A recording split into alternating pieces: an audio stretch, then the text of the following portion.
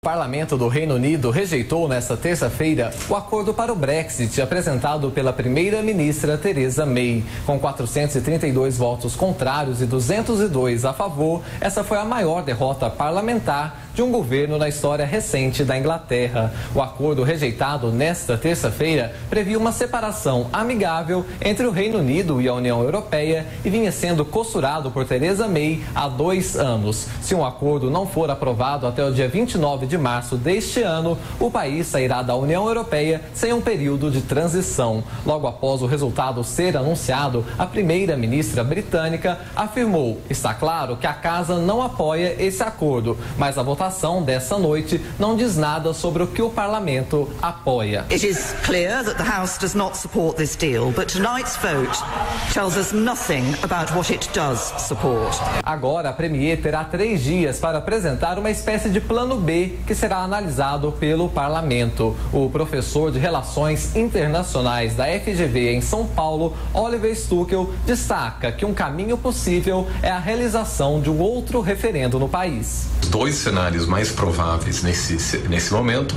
é ou a saída sem acordo ou a organização de um segundo referendo, que também causaria muita incerteza, mas que aumenta a chance de que, afinal, o Reino Unido não sai da União Europeia. Minutos após o resultado no parlamento inglês, o presidente do Conselho Europeu, Donald Tusk, afirmou que, com a impossibilidade de um acordo, a única solução positiva seria o Reino Unido optar por continuar no bloco. O economista e consultor em estratégia Tarcísio Souza Santos diz que a saída da União Europeia trará impactos econômicos para o Reino Unido. Tendo em vista que a saída do Reino Unido da Comunidade Europeia desfaz todo o emaranhado de acordos de comércio que eventualmente existam entre o país e todo o resto do mundo.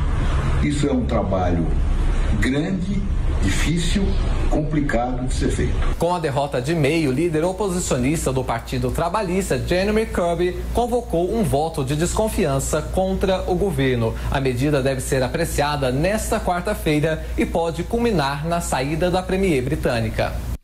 Será que se faz um novo referendo, professor? Muito difícil, né? É difícil. É difícil. Bem, o voto de desconfiança não passa, né? Se fosse para cravar alguma coisa, não passa hoje e tal, porque a maioria dos conservadores, eles sabem que uma eleição agora os trabalhistas ganham. Seria um suicídio político.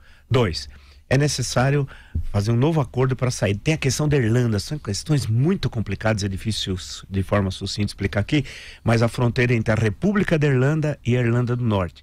Teve tantas tensões, uma guerra que se estendeu, especialmente desde os anos 60, o IRA, o Exército Republicano Irlandês, ações de terrorismo e tal. Tudo isso, além de outras questões, acabou sendo em parte resolvido paulatinamente. E agora, com a saída da Grã-Bretanha, né, da União Europeia, fica a questão como vai resolver a fronteira da Irlanda do Norte com a República da Irlanda. Mas não é só isso. Como um dos entrevistados bem diz, tem questões no campo econômico complicadas. A Inglaterra, a Grã-Bretanha, porque nós estamos falando Inglaterra, Escócia, País de Gales e Irlanda do Norte, vai ser duramente afetada por tudo isso. A decisão tomada, a convocação do plebiscito pelo Cameron, David Cameron, vamos lembrar, né? Ele achou que ia ganhar, que o plebiscito não ia ter problema, aconteceu justamente o contrário e tal. O ideal seria, numa situação de contradição como está vendo na Inglaterra, era convocar um novo plebiscito.